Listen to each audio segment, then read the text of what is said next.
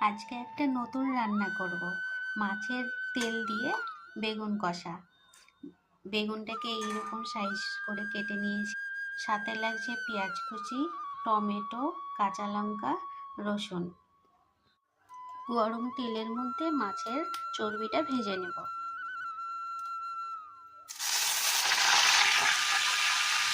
এবার বেগুনটা ভেজে নেব।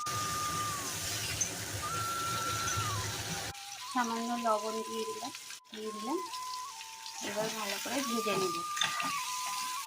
বেগুনটা ভেজে তুলে জিরের ফোড়ন দিয়ে দিলাম। এবার কুচানো পেঁয়াজটা দিয়ে দিলাম। এবার কাঁচা লঙ্কাটা দিয়ে দিলাম। কুচানো রসুনটাও দিয়ে দিলাম। এরপর টমেটোটা দিয়ে দিলাম। এবার ভালো করে কষে নিলাম। মশলাটা কষানো হয়ে গেছে, এবার বেগুনটা দিয়ে দিব। এবার বেগুনটা দিয়ে ভালো করে কষবো। এবার মাছের তেলটা দিয়ে দেব।